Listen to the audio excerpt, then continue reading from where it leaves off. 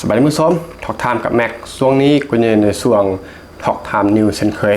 เกาะติดสถานการณ์ที่คนลาวนั้นติดอยู่ในถ้ำเนาะตั้งแต่วันที่20ปัจจุบันก็วันที่25ละก็5วันคืน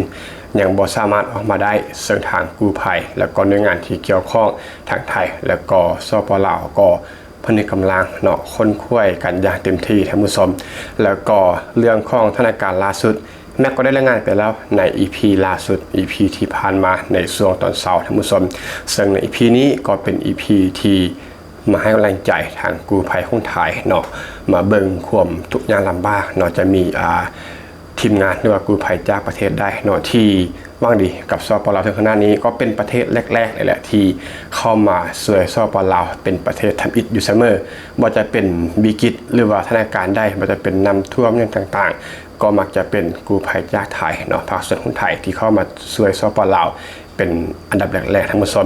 แล้วก็แม่ก็ต้องข้อเว้าไว้ก่อนเนาะสำหรับเป็นอย่างจึงเบาๆถึงกู้ภัยลาวต่างๆนานานั้นนี้เนาะเพราะอาจจะมีคอมเมนต์หรือมีคนคิดแบบนี้ซึ่งก็แน่นอนเนาะว่าเรื่องนี้เกิดอยู่ที่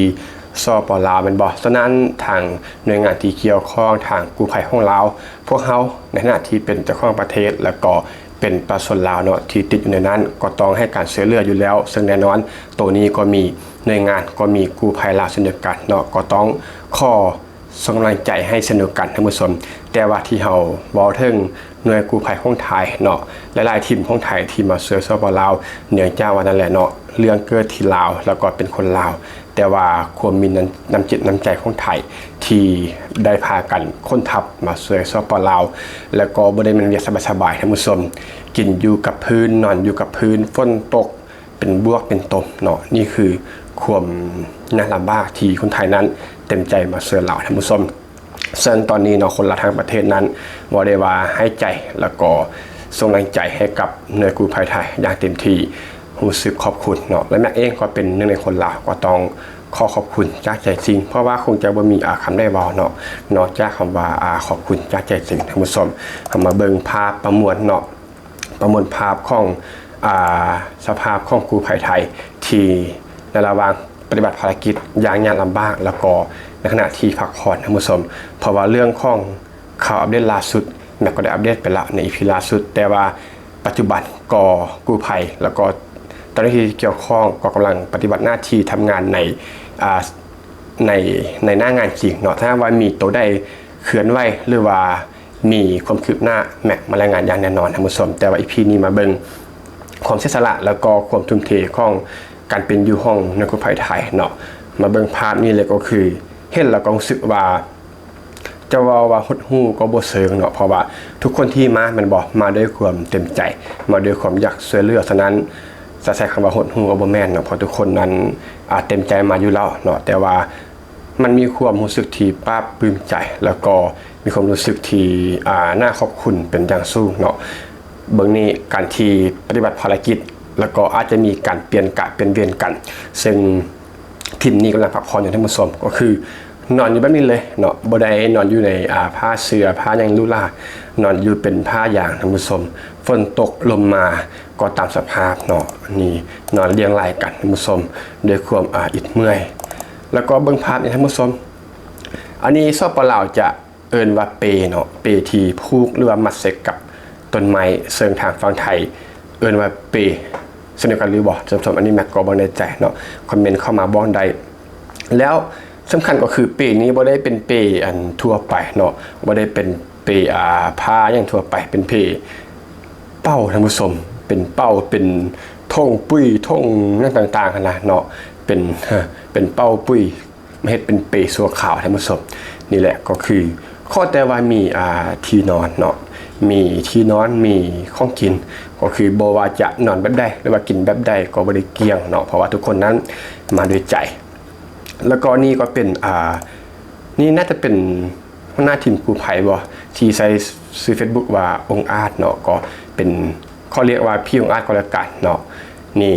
ปฏิบัติภารกิจก็เหนื่อยแล้วนะท่านผู้ชมเนาะทำงานก็หนักปฏิบัติภารกิจก็หนักแล้วก็ยังมีแห้งเนาะมีรอยยิ้มที่ว่ามาปลอบใจกับครอบครัวผู้ที่กำลังประสบภัยแน่นอนแหละว่าอีกคนเนาะอาจจะเมื่อยกายแต่ว่าด้วยความที่นั่นแหละ ใจดีเนาะเข้าใจว่าครอบครัวผู้ที่ประสบภัยนั้นคงจะ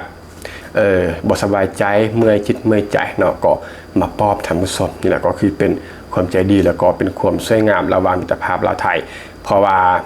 ภาษาลาวกับภาษาไทยนั้นมันฟังกันรู้เรื่องมันบ่ดีบ่ดีนี่คิดว่าพี่องค์อาจนี่นะน่าจะว่าภาษาลาวสติศัพท์เนาะเพราะว่าได้ไปอ่าน Facebook เนาะได้ไปเลื่อนฟีดของพี่องค์อาจนี่นะก็คือพี่องค์อาจก็ได้บอกว่าได้เข้ามาช่วยปฏิบัติภารกิจช่วยเหลืออยู่ที่สปป.ลาวหลายครั้งแล้วก็คือถ้านับต่างประเทศนี่ประเทศลาวเป็นประเทศที่กู้ภัยเนาะพี่องค์อาจนี่เข้ามาช่วยหลายที่สุดท่านผู้ชมก็น่าจะบอกภาษาลาวได้อย่างแน่นอนสำหรับแม็กคิดนะนี่ก็คือป๊อบเนาะป๊อบคอนเด็กซึ่งคิดว่า1 ใน 7ที่ติดอยู่ในถ้ำนั้นก็น่าจะเป็นสามีเป็นผู้นะหรือว่าเป็นพ่อของลูกของคนอยู่ในคลิปเนาะที่พี่องค์อาจนี่กำลังปลอบใจอยู่ท่านผู้ชมแล้วก็บ่งบอกถึงความตั้งใจเนาะภาพนี้ก็คือมาด้วยแรงงานเนาะมาด้วยกำลังคนเนาะที่มาเยอะพอสมควรก็คือคนทับกันมาแล้วก็มาด้วยประสบการณ์มันสมองแล้วก็คนเครื่องไม้เครื่องมือเทคโนโลยีเนาะก็คือมีความตั้งใจเพราะว่าจะใช้แห้งอย่างเดียวก็บ่ได้มันบอกมีเครื่องไม้เครื่องมือเทคโนโลยีแล้วก็มีประสบการณ์ท่านผู้ชมนี่เป็นเครื่องสแกนสแกนอย่างต่างๆอันนี้แม็กก็ต้องยอมรับนะว่าแม็กบอถนัดในเรื่องนี้เรื่องใดมาถนัดแม็กก็จะอธิบายให้ได้แต่ว่าเรื่องนี้ก็น่าจะเป็นเครื่องสแกนระดับน้ำเนี่ยต่างๆเนาะก็คือครบครันท่านผู้ชมมันจะเป็นท่อทรงสายอากาศมันบอกติดตั้งรูปหรือติดตั้งพวกสลิงเนี่ยต่างๆรวมถึงอุปกรณ์สแกนเพื่อประมวลเนาะคร่าวๆว่าภายในถ้ำมันเป็นแบบใดท่านผู้ชมก็คือนี่แหละก็คือประสบการณ์ความสามารถแล้วก็ใจเนาะของกู้ภัยไทยที่เข้ามาช่วยสปป.ลาวท่านผู้ชมท่านผู้ชมลองเบิ่งคลิปวิดีโอนี้นี่เป็นคุณปอนเนาะคุณปอนที่มีชื่อเสียงเลยแหละในสปป.ลาวที่ฮู้จักหลายซึ่งเป็นกู้ภัยเนาะคนดีคนดังจากไทยท่านผู้ชมแล้วก็คนข้างๆนี้แม็กจำชื่อบ่ได้ละใช้ชื่อ Facebook ว่ามานัดในสักอย่างบอกท่านผู้ชมแต่ว่านั่นแหละเนาะทุกคนทุกชีวิตทีมกู้ภัยที่มานะเฮารู้สึกขอบคุณเท่ากันหมดเนาะแต่ว่าในเรื่องของความรู้จักเรื่องของความมีชื่อเสียงนี่เฮาก็ต้องยอมรับเนาะว่าเฮารู้จักแต่บางคนแต่ว่าเฮาขอบใจทุกคนจากใจจริงๆเนาะทุกคนก็คือเฮาขอบใจแบบเสมอภาคกันนี่แหละก็คือมาปฏิบัติภารกิจบ่มีมันบ่มีเนาะก็คืออันสุดที่ใส่อยู่มันบ่อำนวยเนาะก็คือมันอากาศมันเย็นเนาะมันชื้นจากฝนตกก็ได้เอาตัวนี้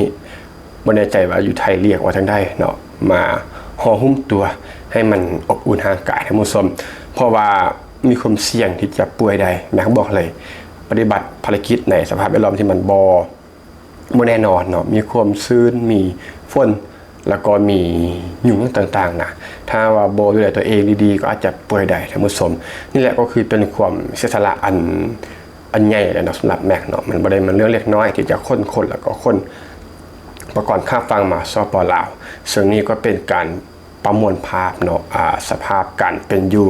ในหน้างานจริงที่ว่ากู้ภัยจากไทยเนาะได้เข้ามาช่วยเหลือปฏิบัติภารกิจในสปป.ลาวท่านผู้ชมก็ประมาณนี้เนาะสำหรับเรื่องราวของใน EP นี้เดี๋ยวแม็กก็ต้องได้ให้ข้อมูลต่อไป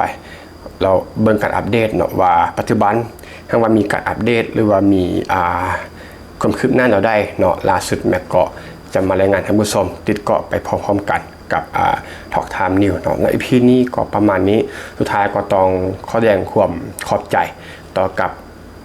ทีมกู้ภัยจากไทยเนาะสุดชีวิตที่ว่าทุกชีวิตเนาะที่เข้ามาช่วยสปป.ลาวแล้วก็เป็นกำลังใจให้กับทุกภาคส่วนลาวไทยหรือว่าประเทศใดก็ตามเนาะที่เข้ามาช่วยสปป.ลาวเพราะว่าเมื่อกี้แม็กเลื่อนฟีดมาก็เห็นคร่าวๆแล้วว่ามีนักดำน้ำมืออาชีพจากฟิลิปปินส์เข้ามาเนาะเดี๋ยวเขาจะอัปเดตไปพร้อมๆกันแหละถ้ามีความคืบหน้าแบบใดและ EP นี้ก็ต้องขอบใจท่านผู้ชมที่เข้ามารับฟังพบกันใหม่ EP ต่อไปขอบใจ